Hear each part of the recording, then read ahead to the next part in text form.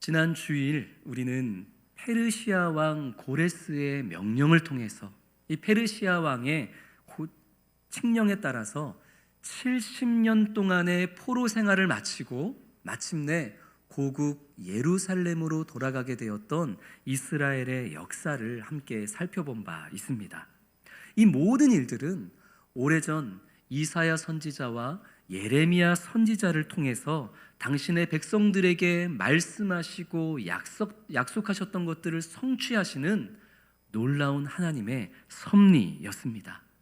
온 세상의 창조주하시고 세계 만물의 역사를 주관하시는 하나님께서 당시 고대 근동을 장악하고 있었던 페르시아, 그 페르시아의 한 왕을 통하여서 당신의 백성들을 돌보시고 지키시고 인도하시는 그런 놀라운 은혜의 역사를 보여주셨던 것이죠.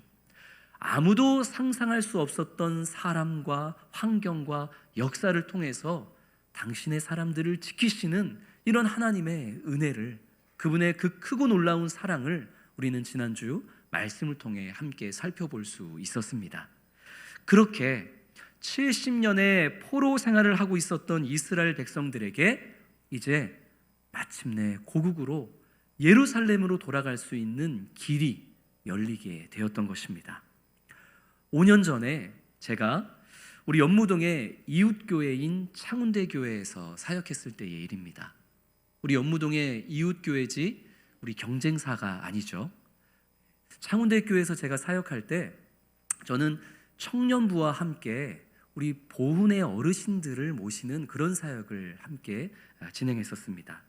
이 보훈 어르신들은 6.25 전쟁 때 남편을 잃고 혼자서 쓸쓸히 외롭게 오랜 시간을 살아내신 그런 어르신들입니다. 평균 80세가 넘는 그런 어르신들을 제가 섬기는 사역을 했는데, 그 어르신들의 고향이 또 대부분 저 북녘 땅에, 북한에 있습니다. 그래서 명절이 되면 우리 어르신들은 늘 저 북녘 땅이 눈으로 보이는 파주나 강원도, 통일 전망대 이런 곳에 가셔서 하염없이 저 북녘 땅을 바라보며 고향에 대한 그 그리움을 이렇게 마음으로 녹이시고 그리고 돌아오시고는 했습니다. 그분들에게 어떻게 해서라도 작은 위로가 되고 싶었던 제가 우리 보훈 어르신들께 이렇게 위로의 말을 건넸던 기억이 납니다. 권사님, 빨리 우리나라 남북이 통일이 돼서 우리 권사님이 그토록 그리워하시는 저 북녘 땅에 있는 그 고향, 통일이 돼서 우리 원사님이 고향에 가서 남은 여생을 행복하게 그곳에서 보내는 날이 올 수 있도록 제가 늘 기도하겠습니다. 제가 그렇게 위로를 해드렸죠. 근데 그랬더니 그 이야기를 들었던 권사님들 중에 몇 분이 펄쩍 뛰시면서, 목사님, 제발 그런 쓸데없는 말 좀 하지 마세요. 그렇게 말씀하셔서 제가 또 깜짝 놀랐죠. 아니 왜요? 그랬더니 그 권사님들이 말씀하시기를, 남북이 통일되면 당연히 내 그리운 고향 땅에 한두 번은 갔다 오겠지만, 그러나 지금 그 북한에 있는 내 고향에 아무것도 없는 황폐한 땅인데 병원도 없고 마트도 없고 편의점도 없고 놀만한 것도 없고 아무것도 없는데, 아니 그 고향에 한두 번 갔다 오면 됐지 평생 남은 여생을 거기서 아무것도 없는 곳에서 살라니 도대체 무슨 말씀이세요? 앞으로 그런 말씀 하시지도 말고 그렇게 기도했다가는 내가 가만히 안 둡니다. 제가 그 얘기를 듣고 얼마나 민망했는지 모릅니다. 그런데 성도 여러분, 정말 그렇지 않겠습니까? 당연히 내 두고 온 고향 땅에 너무 그리움으로 한 번, 두 번, 세 번, 네 번은 가보고 싶지만, 그러나 지금 그 땅은 황폐하여서 나무 한 그루도 없는 아무것도 없는 땅입니다. 병원도 없고 즐길 만한 관광지도 없고 그 아무것도 없는 곳에 가서 남은 여생을 살라는 것은, 그것은 정말 어려운 말이죠. 정말 고향을 사랑해서 그 고향 땅에 가게 된다 한들 해결해야 될 문제들이 아마 수도 없이 산적해 있을 것입니다. 지금 이 동일한 문제와 갈등이 이제 너희들은 포로 생활을 마치고 너희의 고향으로 돌아가도 좋다라는 이 귀한 명령을 받은 이스라엘 민족들에게도 동일한 갈등과 고민이 지금 생겨나고 있는 것이죠. 이스라엘 백성들이 바벨론에서 포로 생활을 했다고는 하지만 그렇다고 그들이 70년 동안 감옥에 갇혀 있었던 것은 아닙니다.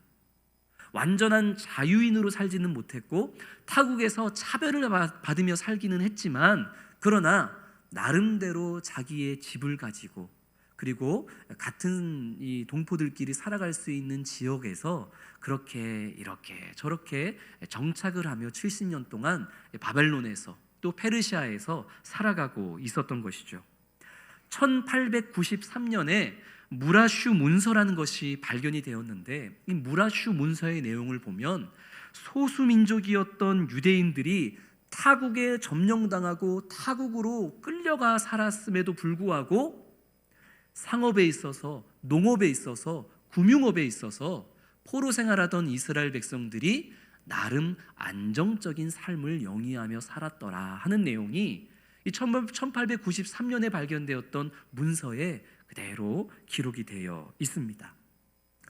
참 힘든 포로 생활이었겠지만, 그러나 그 70년이라는 긴 세월 동안 이 유대인들은 나름대로 타국에서 잘 적응해서 이제 좀 살만해졌었다라는 거죠. 이제 좀 살만해졌는데, 이제 타국에서의 생활이 좀 적응이 됐는데 이제 와서 고향으로 돌아가라니.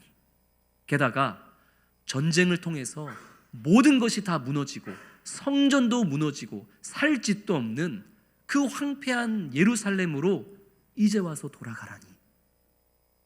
지금 이 70년 포로 생활을 통해서도 고생하다가 이제 좀 발 뻗고 살만해졌는데 고향으로 돌아가면 또 평생 도시를 재건하고 성전을 다시 짓는다고 막노동을 평생토록 해야 되는데, 그런데 고향으로 돌아가라니. 이게 지금 이스라엘 백성들에게 맞닥뜨려진 고민이고 갈등이라는 것이죠. 그럼에도 불구하고 예루살렘으로, 그 약속의 땅을 향해 돌아갈 것이냐, 아니면 그냥 이 페르시아에 남아서 디아스포라 유대인으로서 살아갈 것이냐, 그것이 지금 이스라엘 백성들의 고민입니다. 우리 성도님들이라면 어떤 선택을 하시겠습니까? 난 그래도 내 고국으로 돌아가겠다. 내 고국 예루살렘으로 돌아가면 무너진 도시를 재건해야 되고 회파된 성전을 다시 세우는 일에 있어서 또 죽을 때까지 내가 고생하고 수고해야 되는 어려움이 있겠지만, 나는 그래도 내 고향 예루살렘으로, 그 약속의 땅으로 돌아가겠다. 나라면 그렇게 결정했을 것 같다 라고 생각하시는 성도님들은 옆에 사람 모르게 조용히 엄지손가락만 한번 살짝 들어보세요. 자, 나는 그래도 돌아가겠다. 엄지만 살짝 들어보세요. 네. 반대로 난 솔직히 그렇게는 못하겠다. 아니, 타국에 끌려와서 70년 동안 고생하면서 이제야 좀 적응하고 이제야 좀 살만해졌는데 어떻게 또 고향으로 돌아가서 생고생을 하냐.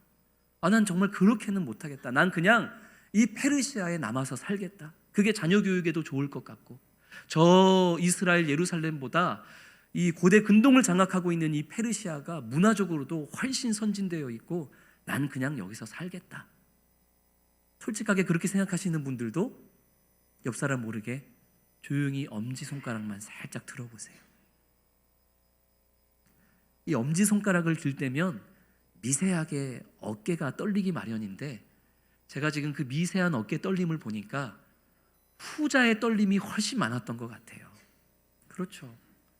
저 같아도 이 예루살렘으로 고국으로 돌아가는 선택은 저 같아도 참 어려운 결정이고, 과연 내가 그것을 결정할 수 있었을까? 저도 고민이 됩니다. 오늘 에스라서 1장 5절부터 2장 70절까지의 본문에서는 그럼에도 불구하고 예루살렘으로 돌아가기로 결정한 자들은 하나님의 말씀에 순종하는 복된 자들이고, 돌아가지 않고 페르시아에 남기로 한 자들은 하나님의 명령에 순종하지 않은 하나님의 백성이 아닌 악한 자들이다. 이런 식으로 오늘 본문은 이분법적으로 설명하지 않습니다. 다만 고국으로 돌아간 자들인지 이든지 아니면 그냥 페르시아에 남기로 한 자들이든지 각각 어떤 마음과 어떤 중심으로 각자 하나님의 나라와 그 영광을 위해서 살아갈 것인가, 살아가야만 할 것인가, 이것에 대해서 오늘 본문은 우리에게 말씀하며 교훈을 줄 뿐인 것이죠. 그래서 오늘 예루살렘으로 고국으로 돌아간 자들과 그냥 페르시아에 남기로 한 자들, 이 각각의 사람들에 대해서 잠시 말씀을 나누며 각각의 사람들을 통해 우리에게 주시는 은혜를 함께 누려보고자 합니다. 오늘 본문 에스라서 2장에는 예루살렘으로 돌아갔었던 사람들, 예루살렘으로 돌아온 그 귀한 자들의 명단이 아주 세밀하게 에스라서 2장에 기록이 되어 있습니다. 먼저 2장 2절 말씀에 보면 돌아온 자들 중에 지도자들의 이름이 가장 먼저 기록이 되어 있죠. 스룹바벨과 예수아와 느헤미야와 스라야와 르엘라야와 모르드게와 빌산과 미스발과 비그웨와 르훔과 바하나, 이 사람들은 다 유대의 지도자들입니다. 이 지도자들이 선봉장이 되어서 이스라엘 백성들의 귀환을 이끌었다 하는 것이죠. 그 뒤로 이어지는 이 귀한 자들의 명단과 숫자들은 어느 가문의 몇 명, 누구 자손의 몇 명, 이런 식으로 가족 단위로 설명이 되어져 있기도 하고 21절처럼 베들레헴 사람은 몇 명이 돌아왔다, 이런 식으로 그 사람들이 살던 지역으로 묶어서 돌아온 사람들을 이렇게 기록하고 소개하고 있기도 합니다. 36절 말씀을 보면 귀환했던 사람들 중에 제사장 가문은 누구였는지에 대해서도 기록이 되어 있죠. 이 제사장 가문은 4,000명 정도가 돌아왔는데 전체 귀환자들에 비해서 한 10% 정도 되는 그런 인구가 제사장 가문이었습니다. 그리고 40절에는 돌아온 레위인들이 기록되어 있습니다. 성전에서 사역하고 또 성전에서 노래하고 또 문지기의 역할을 했었던 이 사역자들인 레위 사람들. 그런데 이 돌아온 레위 사람들은 이 제사장들에 비해서는 아주 작은 숫자가 돌아왔습니다. 우리가 나중에 몇 주 뒤에 살펴보겠지만 이것이 나중에 큰 문제가 돼요. 이 성전에서 사역할 레위인이 부족했다라는 거, 이 교회에 사역하고 섬길 만한 사람들이 부족하다라는 거, 이것이 그때에도 오늘날에도 동일한 어려움이 되었다는 것을 우리가 또 차차 확인해 보게 될 것입니다.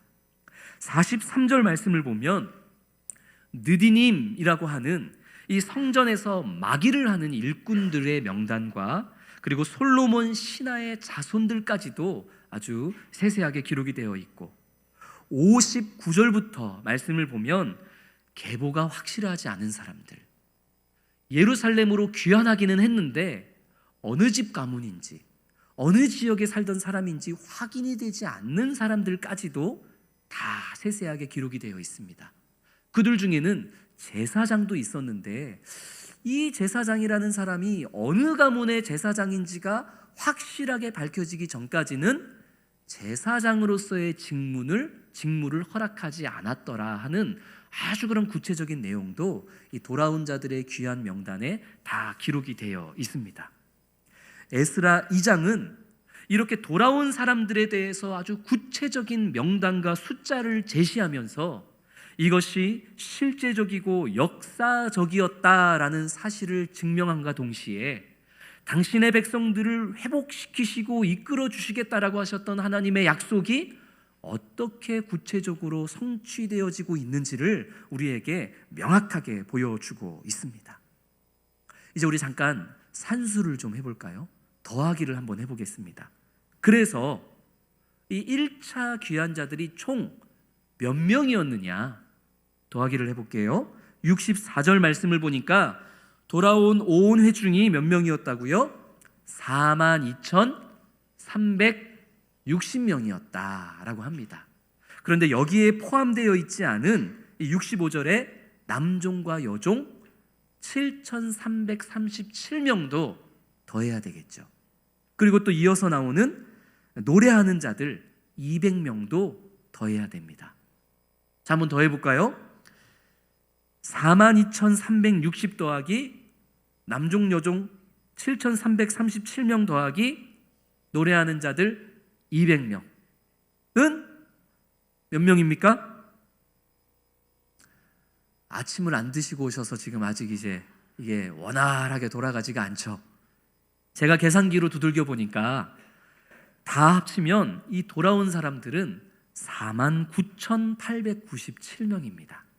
5만 명이 좀 안 되는 사람들이 이 예루살렘 고국을 향한 귀한 길에 올랐다라는 것이죠.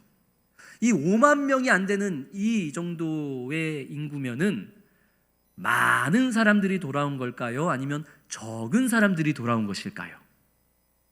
당시 페르시아에 여기저기 흩어져 살던 이 유대인들의 수가 학자들의 연구에 의하면 약 200만 명이었을 것으로 예측을 합니다. 200만 명 중에 몇 명이 돌아온 거예요? 5만 명이 좀 안 되는 사람들이 돌아온 거예요. 전체 인구 중에 3%도 안 되는 그런 아주 적은 인원이 예루살렘으로 돌아왔더라 하는 것이죠. 이 황폐한 예루살렘으로 그 고국으로 돌아가는 결정이 얼마나 쉽지 않은 결정이었는지를 우리는 이 수치를 통해서 다시 한번 확인해 보는 것이죠. 그것은 정말 어려운 결정이고 어려운 선택이었습니다.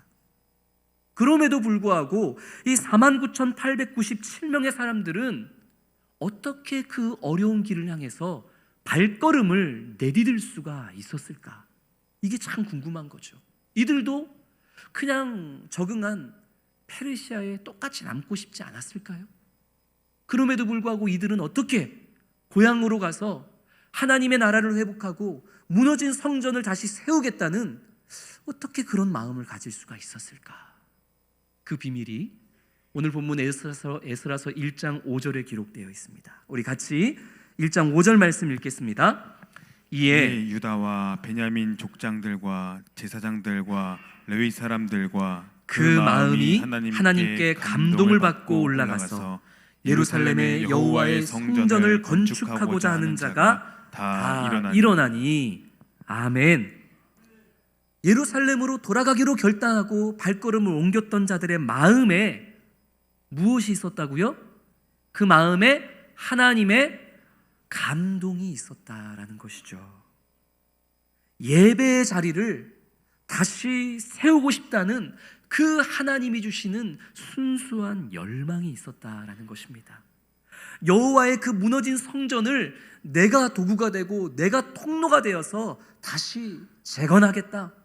그 재건되어진 예루살렘 성전을 통하여서 바른 예배, 거룩한 예배가 회복되고 그렇게 우리 이스라엘 민족들과 하나님과의 틀어져 버린 관계도 다시 새롭게 되어지는 그 일에 내가 아무리 힘들고 괴로운 일이 있다 할지라도 내가 밑받침이 되고 내가 디딤돌이 되어 그 일을 감당하고 말겠다.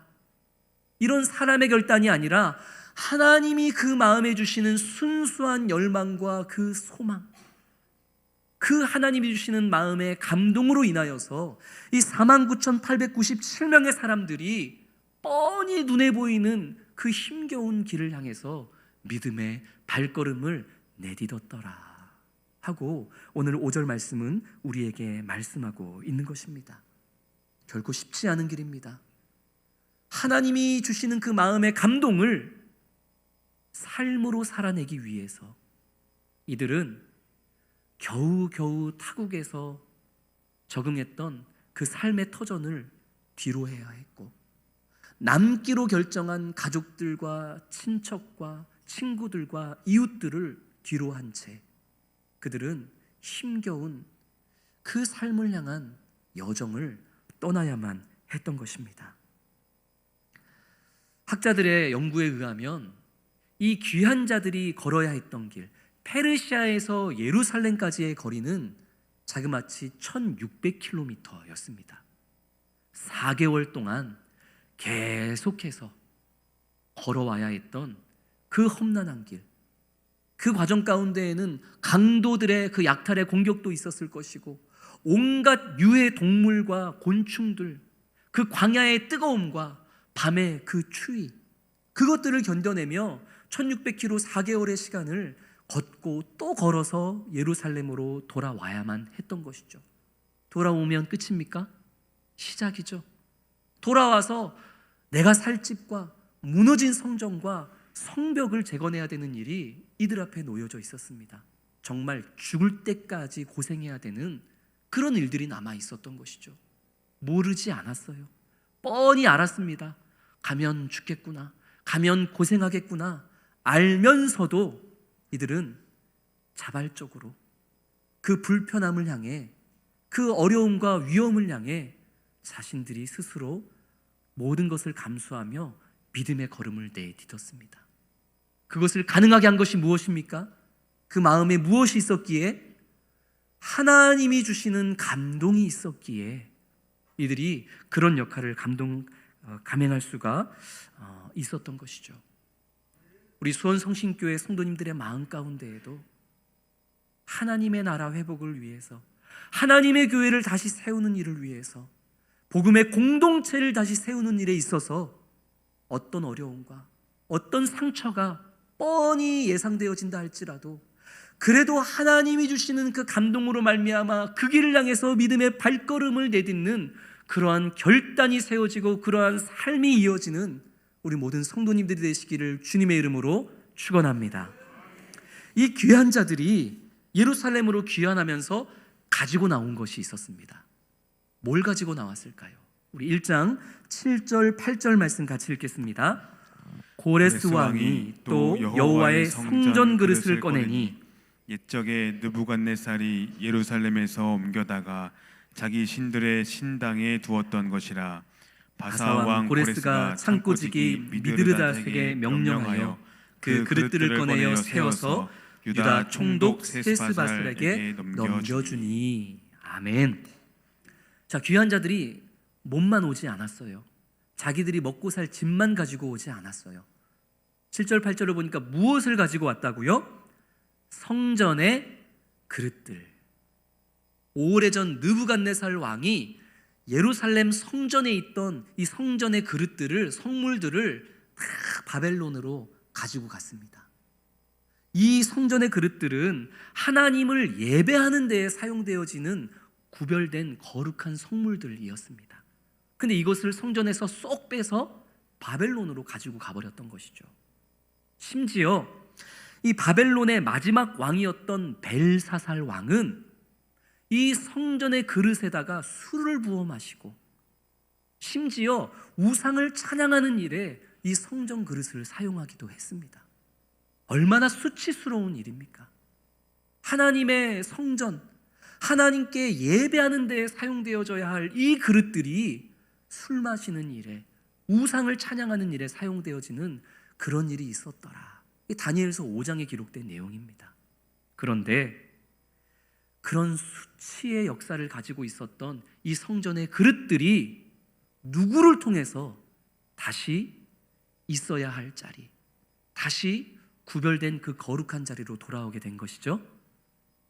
고국으로, 예루살렘으로 귀환하겠다는 그 마음에 하나님의 감동을 가지고 발걸음을 옮겼던 자들에 의해서 이 수치스러운 역사를 가지고 있었던 성전의 그릇들이 다시 회복되어지는 자리로 돌아오게 된 것입니다. 사랑하는 성도 여러분, 하나님은 이처럼 그 마음에 하나님이 주시는 감동을 가지고, 그리고 주시는 감동을 삶으로 살아내는 그 헌신자들을 통하여서 하나님은 수치스러웠던 시간과 그 무너진 영광과 하나님의 교회와 나라를 다시 그 귀한 자들을 통해서 세우시는 분이심을 믿으시기를 소망합니다. 그렇게 귀한 자들의 발걸음을 통해서, 귀한 자들의 그 삶을 통해서 하나님은 무너졌던 모든 것을 이제 다시 세워가기 시작했던 것이죠. 우리 수원성심교회, 그리고 지금 이 시간에 함께 예배하는 우리 성도님들이 그런 하나님이 마음에 주시는 감동을 사모하는 자들이 되시기를 소망합니다. 아니 사모하는 것으로 끝나는 것이 아니라 야, 하나님이 내 마음에 참 교회를 사랑하라는 감동을 주시네. 이 감동으로 끝나는 것이 아니라 그 감동이 반드시 삶으로 연결되어지는 성도님들이 되기를 소망합니다. 쉽지 않습니다. 하나님이 주시는 감동은 늘 어렵습니다. 하나님이 주시는 감동을 통해서 교회를 세우고 나라를 세우고 공동체를 변화시키는 일은 고통의 시간입니다. 이 귀한 자들이 겪어야 했던 것처럼 오랜 시간 절제하고 인내해야 되고 공격을 받아야 하고 내가 죽을 수도 있고 내가 상해를 입을 수도 있고 내 마음이 갈기갈기 찢기는 그런 과정일 수 있습니다. 이들은 모르지 않았습니다. 뻔히 그 과정이 그러할 것이라는 것을 알았지만 하나님의 감동으로 성령께서 능히 그것을 이루게 하시고 나를 통해 나의 그 헌신과 희생을 통해 하나님의 나라와 예루살렘의 성전과 교회와 공동체를 무너진 예배를 다시 제자리로 돌려놓으실 것을 믿으며 이들은 그 길을 걸어갔던 것이죠. 그게 바로 저와 우리 성도님들의 삶이 되어지시기를 주님의 이름으로 소망합니다. 돌아온 자들에 대해서 우리가 잠시 말씀을 나눠보았고요. 이제 페르시아에 남기로 한 자들에 대해서 또 말씀을 나눠보겠습니다. 오늘 본문에는 귀환했던 자들뿐만이 아니라 남은 자들에 대한 말씀도 기록이 되어 있죠. 다만 이 남기로 한 자들은 잘못했다. 그들은 잘못된 선택을 한 것이다. 그들은 하나님 앞에 죄를 범했다. 어디에서도 그렇게 말씀하고 있지 않습니다. 다만 남아있는 자들도, 남기로 한 자들도 하나님의 나라를 위해서 마땅히 해야 할 일들과 마음에 가져야 할 마음에 중심이 있더라 하는 것을 교훈하는 것이죠. 우리 에스라서 1장 6절 말씀 같이 읽겠습니다. 그 사면 사람들이 은그릇과 금과 물품들과 짐승과 보물로 돕고 그 외에도 예물을 기쁘게 드렸더라. 아멘. 그 사면 사람들이 누굴까요?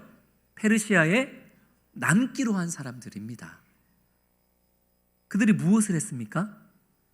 성전 재건에 필요한 은그릇과 금과 물품과 짐승과 보물과 예물들을 어떻게 했다고요? 드렸더라. 중요한 거는 그냥 드린 게 아니라 그 앞에 뭐 하나가 붙죠. 어떻게 드렸더라?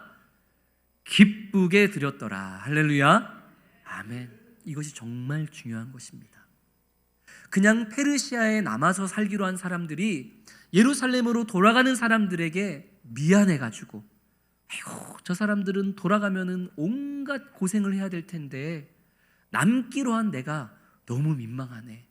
내가 뭐라도 하나 해야지. 저 사람들은 고생할 텐데. 아유 가는 길에 성전 재건을 위해서 요것 좀 써주세요. 좀 어떤 그런 자신의 그 민망함을 가리우기 위해서 예루살렘으로 돌아가지 못하고 성전 재건에 직접적으로 참여하지 못하는 그 민망한 마음을 이 물질로 좀 해결하기 위해서 그렇게 억지로 책임감으로 인색하게 그렇게 드렸더라가 아니라 어떻게 드렸다고요? 기쁘게 드렸다고요. 이 기쁘게 드렸다는 것은 자발적으로 감사의 마음으로 드렸다라는 의미입니다. 책임감 때문에, 죄의식 때문에 어쩔 수 없이 드렸던 게 아니라 비록 나는 이런저런 이유로 때 내 믿음의 연약함 때문에 내가 고국으로 예루살렘으로 직접 돌아가지는 못하지만 그래서 내 손으로 성전을 재건하지는 못하지만 그러나 남아있는 이 자리에서 내가 그래도 하나님의 나라와 영광을 위해서 뭔가 할 수 있는 일이 없을까? 그것을 고민하고 그것을 기도하다가 그래 내가 가시는 분들에게 내가 가지고 있는 물질을 통해서라도 그분들을 위한 기도를 통해서라도 내가 함께 하나님의 나라를 세워야지. 남아있는 자들도 이렇게 하나님이 그 마음에 주시는 감동으로 말미암아 기쁘게 감사함으로 자발적으로 이 성전을 위한 예물을 기쁘게 드렸더라. 오늘 6절 말씀은 그렇게 우리에게 또 교훈을 주는 것이죠. 우리가 잘 알고 있는 성경 인물 중에 에스더가 있습니다. 에스더 잘 아시죠? 이 하만이라는 악인의 계략으로 인해서 나중에 온 이스라엘 백성들, 온 유대인들이 완전히 멸절당할 위기에 처하는 그런 상황이 발생합니다. 그런데 그때에 모르드게와 에스더, 죽으면 죽으리라, 죽으면 죽으리라, 이 각오로 유대인들이 멸절당할 위기에서 벗어나게 되는 또 그러한 역사가 나중에 또 일어나게 되죠.